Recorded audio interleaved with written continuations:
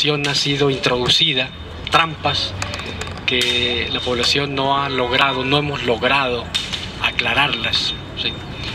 Por ejemplo, este mismo tema de la ley de seguridad, también nos han introducido en ella, como si de lo que se tratara fuera de quitarle un artículo, meterle otro, etcétera.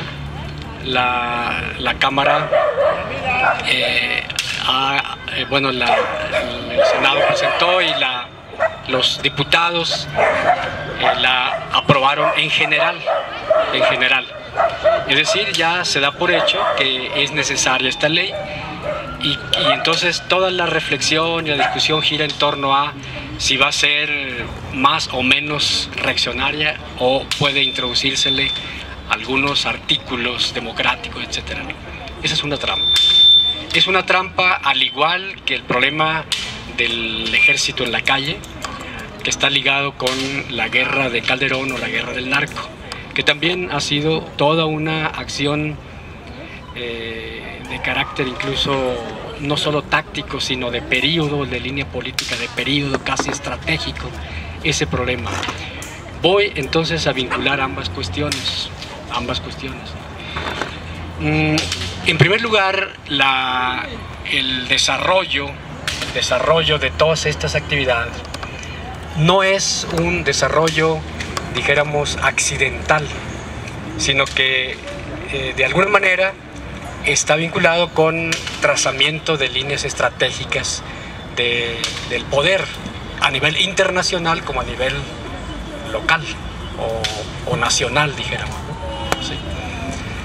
En México, a diferencia de otros países, la población no tenemos la posibilidad de estar informados y en consecuencia construir las deducciones, las apreciaciones, las caracterizaciones, sino que tiene uno que a veces adivinar,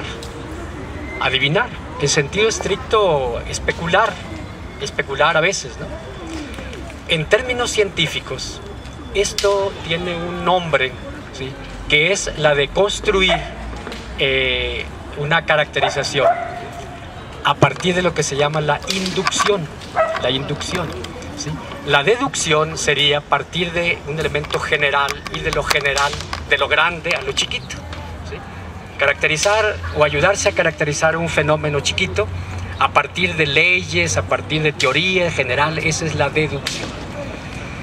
Cuando uno carece de información, apela a la inducción, es decir, recoge una serie de hechos pequeños, aparentemente desligados entre sí, y les da una cierta articulación, los empieza a correlacionar, y entonces de esas cosas pequeñas construye una caracterización de tipo general. Esa es la inducción, en términos metódicos, así, ¿no? No es, ninguno de los dos caminos es el bueno, ¿sí? No, hay que hacer una relación entre ellos, un uso inductivo y un uso deductivo, ¿sí? Y entonces hay quienes dicen, por ejemplo, que ellos no usan ni la inducción ni la deducción, sino la indeducción, una combinación así, ¿no? Este paréntesis, entonces, tiene el propósito de dejar claro cuál es uno de los caminos en que la gente que está trabajando, viviendo en un país en donde el poder desintegra la información y confunde y no da elementos ni siquiera en la recolección de la población, ni siquiera nos dicen lo cierto, ¿no? Aparece que luego manipularon los datos y que no somos tantos o que somos más, etcétera, ¿no? Todo eso se observa en la cuestión del desempleo, el problema de los ingresos, todo. Es decir, hay una manipulación de la información de tal manera que no tiene uno posibilidades tan fácil de armar una caracterización, decir, ah, bueno, pues esto está pasando. Cosa que pues no debe ocurrir en un país que es mínimamente democrático burgués, ¿no? ¿Sí? Pero México, pues que se presume mucho de democracia burguesa, no es así, ¿no? Ahí vemos un elemento también de reaccionarización desde mucho tiempo después de la revolución del 10 de diciembre. ¿Cuáles son entonces los elementos que nos pueden permitir ir construyendo una opinión que evidentemente sí puede ser caracterizada con una fantasía, dijéramos, ¿no? Es decir, una elucubración, hasta eso lo llevan a uno, y fácilmente le podrían decir: datos, compruébame, ¿sí? Compruébame, dame datos, dame pruebas para que sea científico. Y evidentemente uno, pues, ¿de dónde va uno a saber, por ejemplo, si efectivamente el Chapo Guzmán, ¿sí?, se fugó por su capacidad, dijeran, por su estructura, o se fugó por un acuerdo que hubo? ¿Cómo le vamos a saber eso? Es, cuando menos durante muchos años, va a ser imposible saber si esa fuga del Chapo, que es muy importante, ¿sí?, en realidad tuvo uno u otro aspecto. Entonces tiene uno que, dicen algunos, especular, pero es más bien construir una caracterización en base a toda una serie de elementos. Bueno, uno de los elementos, y voy a señalarlos no en orden de importancia, sino porque sí, me van saliendo, ¿no? Uno de los elementos que hay que tomar en cuenta en este conjunto de elementos del mapa de la realidad mundial y nacional es indudablemente los resultados a la que se está avanzando en las guerras de Irak y de Afganistán, ¿sí?, en las cuales indudablemente Estados Unidos no ha logrado llevar a cabo lo que pensaban ellos que en meses, si no es que en semanas, iban a despachar, como se diría, a despachar el asunto iraquí, ¿no? Que rápidamente, y no sabían, pues, de toda la resistencia, dijéramos, que se creó, de toda la organización ahí que tiene muchos vaivenes, muchos bemoles, no es así fácilmente una resistencia revolucionaria popular, dijeron, pero es una resistencia de todas maneras que ha casi puesto en derrota en algunas ocasiones al imperio de Estados Unidos, ¿sí? Y entonces por eso está muy ligado, pues, el cambio de la presidencia en Estados Unidos, la llegada de Obama, dijéramos, por todo esa dificultad económico, político, etcétera, de mantener esas guerras, ¿no? Y está planteándose el retiro. Y eso implica pues un manejo distinto a la expectativa que se tenía con respecto al acceso al petróleo, y que es un elemento fundamental. Entonces, al no contar Estados Unidos con esas reservas así tan fácilmente de petróleo, ¿sí?, encontrarse de igual manera con el petróleo asiático de las repúblicas exsoviéticas, que tampoco está resultando tan fácil acceder a ellas, sobre todo por la fuerza que está tomando Rusia de nuevo, ¿sí?, de nuevo. Esto plantea un papel estratégico al petróleo latinoamericano distinto, ¿sí?, en la perspectiva de que el petróleo, pues, se agote en un determinado lapso. Entonces, ese es un elemento. Es decir, la importancia que a raíz de eso asume América Latina y en particular México. Es un elemento a tomar en cuenta.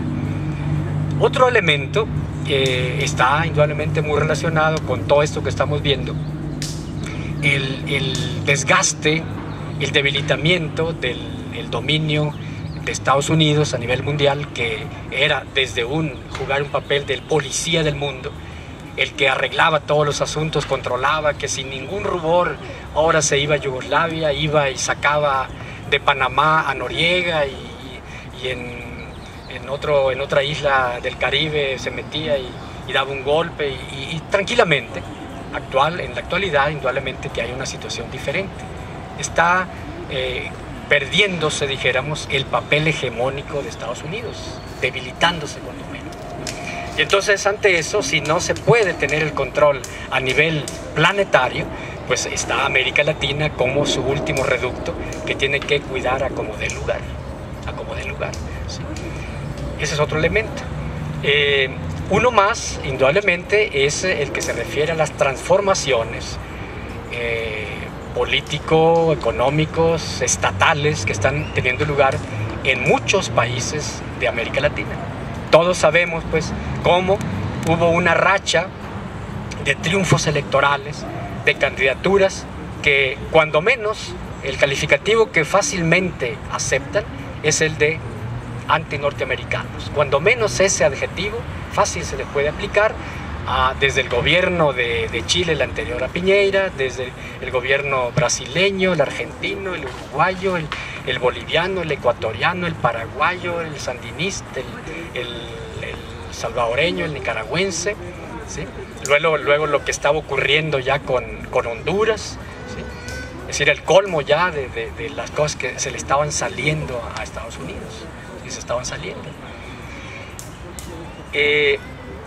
Y naturalmente, pues México no puede, Estados Unidos, permitir que siga ese camino.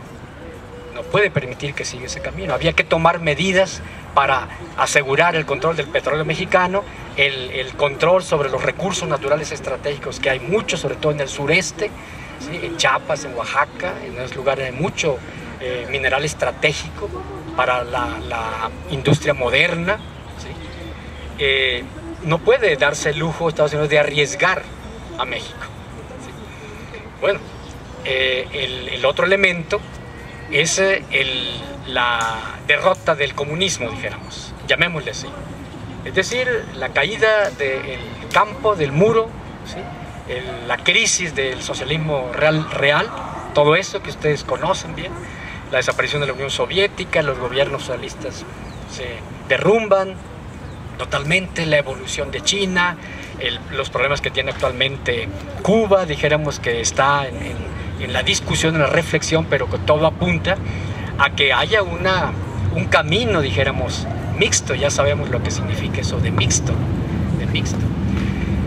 Entonces, en un momento, el pretexto que el imperialismo norteamericano utilizaba para agredir, para organizar sus guerras, para organizar sus penetraciones, era el comunismo.